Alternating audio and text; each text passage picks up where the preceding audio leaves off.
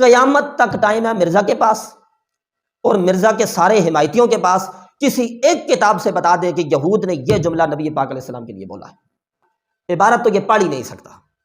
یہ بھی ہمارا ایک بار پھر ایسے چیلنج ہے، ہمارے سامنے بیٹھے اور کسی بھی حدیث کی کتاب سے، بخاری شریف کو لے لیتے ہیں، مسلم شریف کو لے لیتے ہیں، یہ صرف اور صرف 5 حدیثیں سامنے ترجمہ نہ رکھے، عبارت پڑھ کے 5 حدیثوں کا صحیح ترجمہ کر دیں، دودھ کا دودھ پانی کا پانی ہو جائے گا۔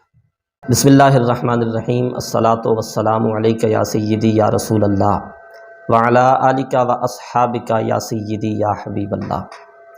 انجینئر محمد علی مرزا کی گستاخیاں، اس کی شرارتیں، اس کا فتنہ بہت زیادہ پھیل چکا ہے۔ شروع یہ علماء کرام کی توہین سے ہوا تھا، کیونکہ اسے معلوم ہے کہ میں جب دین کے خلاف باتیں کروں گا تو علماء ہی مقابلے کے لیے اٹھیں گے اور علماء تعاقب کریں گے، تو چور جو ہوتا ہے نا، وہ محافظ اور گارڈ کی، چوکیدار کی مخالفت تو ایک فطری عمل ہے، وہ ضرور کرتا ہے۔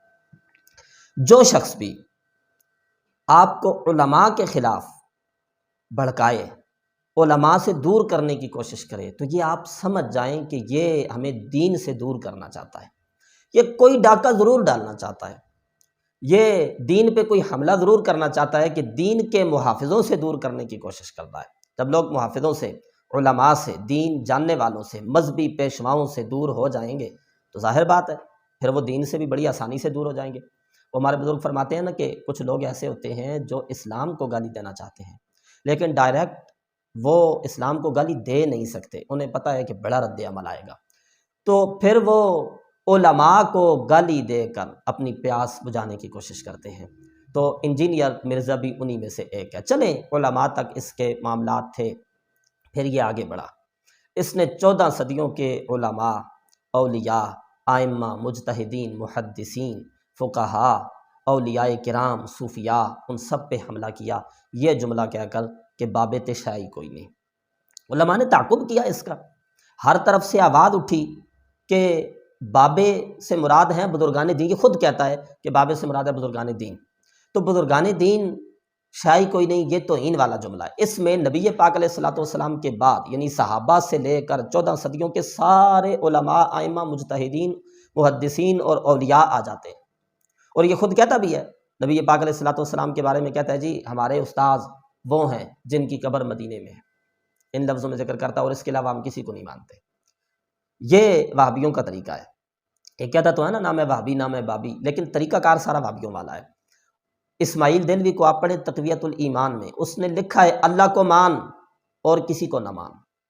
ذرا یہ کفریہ کلمہ ہے، قرآن نے کہیں یہ نہیں کہا کہ اللہ کو مانو اور کسی کو نہ مانو، قرآن نے کہا ہے اللہ کو مانو، اللہ کے رسول کو مانو، اللہ کے کتابوں کو مانو، اللہ کے نبیوں کو مانو، اللہ کے فرشتوں کو مانو، جنت دوزخ کو، مرنے کے بعد پھر اٹھنے کو۔ ایمان مفصل مجمل میں ہم یہی چیز پڑھتے ہیں، یہی چیز پڑھاتے ہیں۔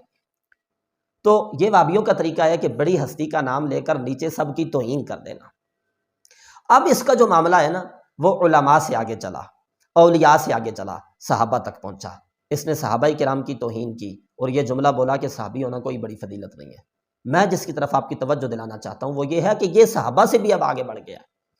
خود جناب نبی کریم صلی اللہ علیہ وسلم کے بارے میں اس نے یہ نعرہ لگا دیا ہے جس کا ڈر تھا۔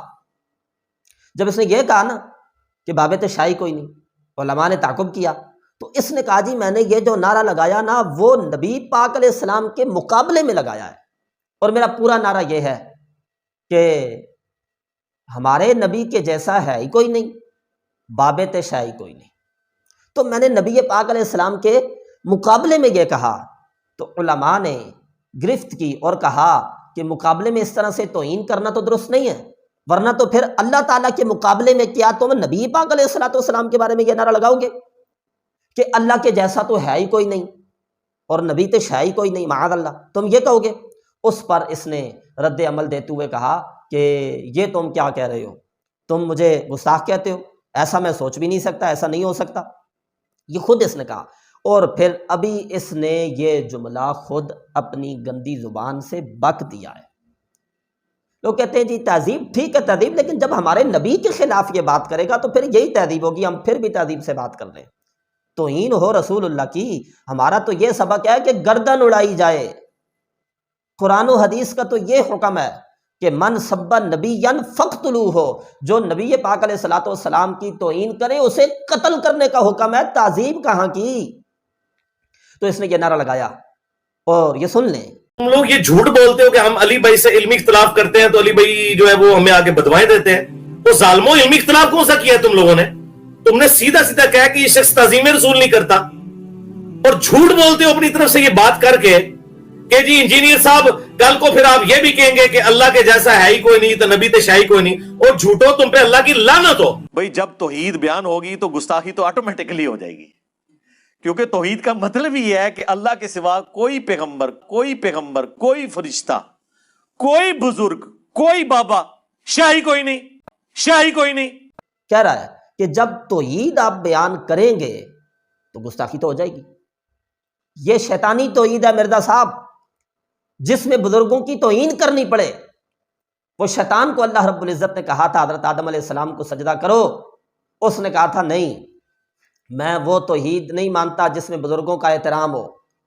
تو سجدہ نہ کرنے والی، بزرگوں کا احترام نہ کرنے والی توحید پہ ڈٹا، اللہ رب العزت نے جنت سے نکال دیا، اور ہمیشہ کے لیے لعنت اس کا مقدر بن گئی۔ وہ کون سی توحید ہے؟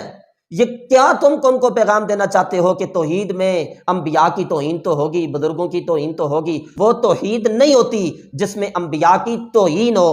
ہمارے ہاں کلمہ توحید میں لا الہ الا اللہ کے ساتھ ساتھ محمد الرسول اللہ پڑھا جاتا ہے۔ اس کو کیا کہتے ہیں؟ کلمہ توحید۔ تو پھر کلمہ توحید میں لا الہ الا اللہ کے بعد کوئی ایسا جملہ بیان کیا جاتا نا جس میں معاذ اللہ نبی پاک علیہ الصلوۃ والسلام کی شان کی کمی کا ذکر ہوتا۔ کلمہ توحید میں بتایا گیا جس طرح اللہ کا ایک ہونا یہ توحید پہ پہرا ہے، اسی طرح حضرت محمد صلی اللہ علیہ وسلم کی شان بیان کرنا بھی توحید کے پہرا ہے، یہی توحید ہے۔ تو انبیاء کی توہین توحید نہیں، انبیاء کا ادب، انبیاء کا احترام، یہ توحید ہے۔ تو اس نے یہ جملہ بول دیا کہ اللہ کے جیسا تو ہے کوئی نہیں، اور اللہ تعالیٰ کے مقابلے میں انبیاء، اولیاء، بزرگان دین، تشائی کوئی نہیں۔ تو یہ توہین ہے نبی پاک علیہ الصلوۃ والسلام کی بھی، صحابہ کرام کی، بلکہ تمام انبیاء کرام کی، اور اس کے علاوہ پاکان امت کی، سب کی یہ توہین ہے۔ دوسرا، ایمان سے اور انصاف سے بتائیے گا کہ ایک جملہ کافروں نے نبی پاک صلی اللہ علیہ وسلم کے لیے نہیں کہا۔ یہ میں پہلے اس لیے کہہ رہا ہوں کہ اس سے جب کہا گیا نا یہ جملہ تم نے کہا ہے یہ توہین ہے، تو آگے سے کہتا ہے جی یہ میں نے کفر کو نقل کیا ہے۔ اب دیکھیں نا قرآن مجید میں، احادیث مبارکہ میں بہت سے ایسے جملے ہیں جو کافر نبی پاک علیہ الصلوۃ والسلام کو کہا کرتے تھے توہین کرتے ہوئے، تو اللہ تعالیٰ نے وہ جملے ہمیں بتائے کہ کافر ایسے ایسے کہتے ہیں۔ تو وہ جملے نقل کرنا کہ کافر ایسے کہتے ہیں یہ کہہ کر، تو یہ تو توہین نہیں ہے نا، یہ تو نقل کفر ہے، اور قاعدہ ہے کہ نقل کفر کفر نہ باشد۔ یہ اس نے جواب دینے کی کوشش کی، جبکہ واقعی ایسا ہے، کافر نے کوئی جملہ کہا ہے اور یہ کیا کر کے یہ کافر کہتے ہیں آپ اس کو نقل کریں تو یہ تو توہین نہیں، یہ تو کفر نہیں ہوگا۔ لیکن کسی کافر نے وہ جملہ کہا ہی نہیں ہے، کسی کافر سے وہ عبارت منقول ہی نہیں ہے، اس پر کوئی دلیل ہی نہیں ہے، اور تم یہ کہہ کر صرف کہ کافر نے کہا ہے وہ جملہ بول دو، تو کیا یہ توہین نہیں ہوگی؟ اگر تو کافر نے کہا ہے پھر تو نقل کفر ہے، اور اگر کافر نے کہا نہیں، یہ جملہ اس نے جو کہا ہے، کہتا ہے جی نبی پاک علیہ الصلوۃ والسلام کے دور میں 10 یہودیوں نے بھی حضور علیہ الصلوۃ والسلام کا کلمہ نہیں پڑھا تھا۔ کیوں؟ کیونکہ ان کے بڑے یہ کہتے تھے کہ یہ آگے اس نے توہین کا جملہ بولا، یہ آپ سن لیں۔ 10 یہودی بھی ایسے نہیں تھے جو آپ پہ ایمان لائے ہوں آپ کی مبارک زندگی کے اندر۔ کیوں؟ ان کے بڑے بڑے جو پادری بیٹھے ہوئے تھے وہ کہتے تھے یہ کل کے چھوکرا آگے میں بتائے گا، وہ کہتے تھے یہ کل کے چھوکرا آگے میں بتائے گا۔ یہ جو لفظ یہ کہہ رہا ہے نا، یہود نے بولا میں اس کے کفر کو نقل کر رہا ہوں، نقل کفر کفر نہ باشد۔ اس نے کہا جی یہود یہ کہتے تھے یہ کل کا چھوکرا ہمیں بتائے گا۔ اس میں ایک تو نبی پاک علیہ الصلوۃ والسلام کے لیے اس نے کہا کل کا، یہ اگلا لفظ چھوکرا نہ بھی ہو، کل کا، یہ خود توہین کا لفظ ہے، اور دوسرا پھر چھوکرا کا لفظ بولا۔ قیامت تک ٹائم ہے مرزا کے پاس، اور مرزا کے سارے حمایتیوں کے پاس کسی ایک کتاب سے بتا دے کہ یہود نے یہ جملہ نبی پاک علیہ السلام کے لیے بولا ہے، ٹائم قیامت تک ہے۔ کوئی حدیث کی کتاب بتائے، نمبر بتائے حدیث کا، عبارت تو یہ پڑھ ہی نہیں سکتا۔ یہ بھی ہمارا ایک بار پھر ایسے چیلنج ہے، ہمارے سامنے بیٹھے اور کسی بھی حدیث کی کتاب سے، بخاری شریف کو لے لیتے ہیں، مسلم شریف کو لے لیتے ہیں، یہ صرف اور صرف 5 حدیثیں سامنے ترجمہ نہ رکھیں، عبارت پڑھ کے 5 حدیثوں کا صحیح ترجمہ کر دیں، دودھ کا دودھ پانی کا پانی ہو جائے گا۔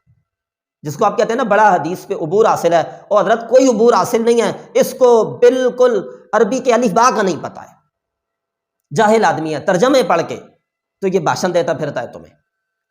تو حدیث کا نمبر بتائے جیسے یہ بتاتا ہوتا ہے، کس کتاب میں حدیث ہے، کسی صحابی نے بتایا، یا کہاں سے اس نے یہ لیا کہ یہود نے یہ کہا ہے۔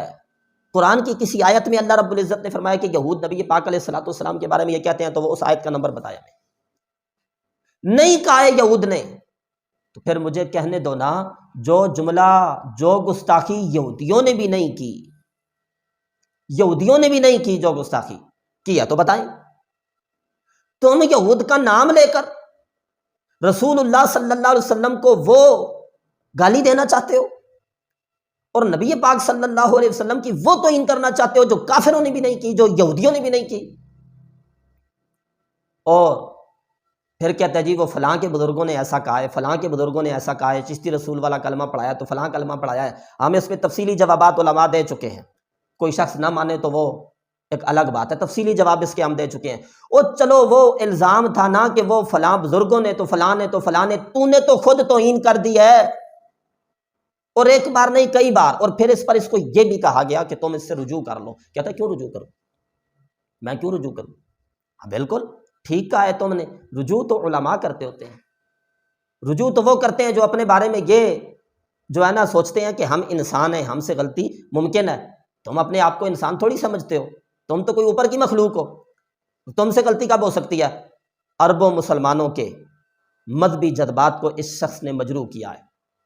ہم اس کے اس جملے پر کروڑ بار خالی مذمت نہیں کرتے بلکہ لعنت بھیجتے ہیں، اور اس کی ذات پر بھی۔ اور آخر میں اپنے وطن عزیز پاکستان کے معزز اداروں سے بھی یہ ریکویسٹ کرنا چاہتا ہوں، کیا نبی پاک علیہ الصلوۃ والسلام کی توہین اس ملک میں کوئی جرم نہیں ہے یار؟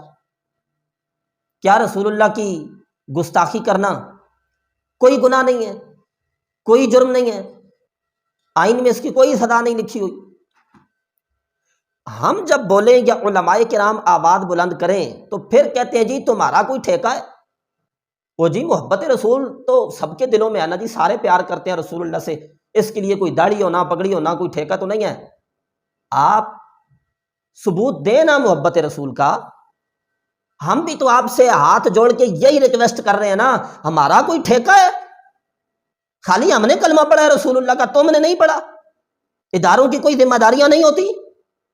بڑے ادب سے اور بڑے احترام سے میں کہتا ہوں، یہی جملہ ہمیں جان سے عزیز ہے وطن عزیز پاکستان۔ اگر ملک پاکستان کے بارے میں اس طرح کا جملہ کوئی بولے، میں یہ نہیں کہہ رہا کہ اس کو نہ پکڑا جائے، میں آپ سے پوچھتا ہوں وطن عزیز کے بارے میں کوئی ایسا جملہ بولے، ہمارے پرچم کے بارے میں کوئی ایسا جملہ بولے، بانی پاکستان محمد علی جناح کے بارے میں کوئی یہ جملہ بولے، تمہارا کیا خیال ہے؟ آپ گرفتار نہیں کریں گے اس کو؟ پکڑیں گے نہیں اس کو؟ تو یار وطن جتنا پیار بھی نہیں ہے رسول اللہ کی ذات والا صفات سے، بانی پاکستان جتنا پیار بھی نہیں ہے، پاکستان کا جو جھنڈا ہے اور پرچم ہے اس جتنا پیار بھی نہیں اسلام سے۔ ہمارا کوئی ٹھیکہ تو نہیں، ہم بھی تو یہی تمہیں کہہ رہے ہیں نا، ہمیں بات کرنے کا تم موقع ہی نہ دیتے، کسی عالم کو ضرورت ہی نہ پڑتی ویڈیو بیان جاری کرنے کی، آپ پکڑ لیتے۔ تمہیں نہیں معلوم وہ جیلم کی اکیڈمی میں بیٹھ کے روز بھاشن دیتا ہے کیا کیا کہہ رہا ہے؟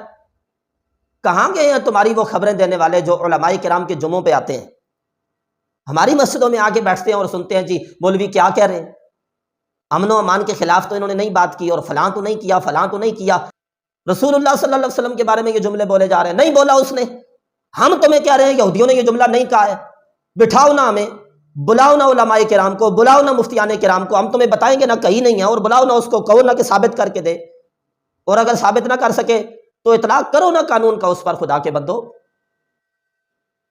ہمارا تو اسلام کا یہ حکم ہے کہ جب کوئی شخص ایسی توہین کرے، ہم یہ کہتے ہیں کہ ریاست کی ذمہ داری ہے اسے سزا دے، لیکن تمہیں معلوم ہے جب ادارے اپنی ذمہ داریاں پوری نہیں کرتے، جب ریاست اپنی ذمہ داریاں پوری نہیں کرتی تو لوگ قانون ہاتھ میں لیتے ہیں۔ جس ملک کی عدالتوں میں انصاف نہیں ہوتا وہاں قتل و غارت ہوتی ہے، جو ہمارے ملک میں ہے۔ اداروں کی عزت کے بارے میں تو بڑے بڑے بھاشن دیے جاتے ہیں، ہم عزت کرتے ہیں، ہم احترام کرتے ہیں اپنے اداروں کا، لیکن معذرت کے ساتھ اداروں کی عزت کا بھاشن دینے والوں، اداروں کی کچھ ذمہ داریاں ہوتی ہیں۔ عزت اس کائنات میں اسی کی جائے گی جو رسول اللہ کی عزت کی بات کرے گا، اور امن کا ایک ہی طریقہ ہے، امن لانا چاہتے ہو حضرت محمد صلی اللہ علیہ وسلم کا ادب کرنا ہوگا، رسول اللہ کا احترام کرنا ہوگا۔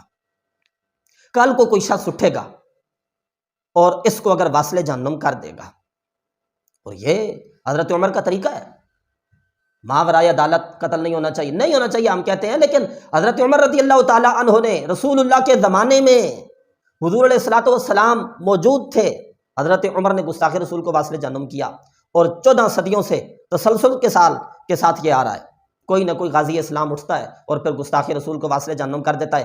کل کو کوئی رسول اللہ کا عاشق، نبی پاک علیہ الصلوۃ والسلام کا غلام اٹھے گا، اس کو واصل جہنم کر دے گا، اور پھر تمہیں قانون کی عملداری یاد آ جائے گی، پھر تمہیں یہ یاد آ جائے گا کہ جی یہ ماورائے عدالت قتل ہو گیا ہے، امن و امان کی صورتحال خراب ہو گئی ہے۔ تو ہم تمہیں یہی کہنا چاہتے ہیں نا، امن و امان کی صورتحال کو خراب نہ کرو، اپنی ذمہ داریوں کو پورا کرو، جو تم نے حلف لیا ہے اس کے مطابق چلو اور اپنی ذمہ داریوں کو پورا کرو، اس شخص کو لگام ڈالو، ورنہ امن و امان کی ساری ذمہ داری تمہارے اوپر ہوگی۔ باقی رہ گئے ہم نے تو بات کرنی ہے، یہ تو آپ ہماری تاریخ جو ہے نا جانتے ہیں، 14 صدیوں سے علماء کرام کا یہ طریقہ، ہم تو جانے دے کر بھی بات کریں گے، ہم تو پگڑیاں داؤ پہ لگا کے بات کریں گے، ہم تو جیلوں میں جا کے بھی بات کریں گے، ہم تو جتنی بھی پریشانیاں آ جائیں، شراب عشق احمد میں کچھ ایسی کیف و مستی ہے کہ جان دیکھ کر بھی ایک دو بوند مل جائے تو سستی ہے۔ ہمارا تو یہ طریقہ کار ہے کہ ہم تو جو مرضی ہے رسول اللہ کی عزت کے لیے جو مرضی ہے پیش کرنا پڑے ہم سب کچھ پیش کریں گے، لیکن عزت رسول کا دفاع ضرور کریں گے، ناموس نبی کی خاطر ہم ہر باطل سے ٹکرائیں گے، جو راہ میں ہماری آئے گا، جو راہ میں ہماری آئے گا، ہمیں ساری چیزیں، ہمیں امن بڑا عزیز ہے، لیکن یاد رکھو امن سے بڑھ کے، اپنی عزت سے بڑھ کے، اپنے گھر سے بڑھ کے، اپنے بچوں سے بڑھ کے، اپنے والدین سے بڑھ کے، دنیا کی ہر چیز سے بڑھ کے ہمیں رسول اللہ کی عزت عزیز ہے۔ اسلام اور رسول اللہ کا احترام یہ ہماری ریڈ لائن ہے، ہم اس کو کراس نہیں کرنے دیں گے، ناموس نبی کی خاطر ہم ہر باطل سے ٹکرائیں گے، جو راہ میں ہماری آئے گا ہم اس کو مار گرائیں گے۔ جب مسئلہ ہے یہ ایمان کا، پھر کیا خطرہ جسم و جاں کا، جو اس مسئلے کو چھیڑے گا پھر تاج اچھالے جائیں گے۔ اللہ تعالیٰ ہمارے وطن عزیز پاکستان کا حامی و ناصر ہو۔ امید کرتے ہیں اس شخص پہ ہاتھ اداروں کی طرف سے ڈالا جائے گا اور امن و امان کی صورتحال کو برقرار رکھا جائے گا۔ اللہ تعالیٰ ہم سب کو اسلام کے ساتھ کھڑا ہونے کی توفیق عطا فرمائے۔ وآخر دعوانا الحمدللہ۔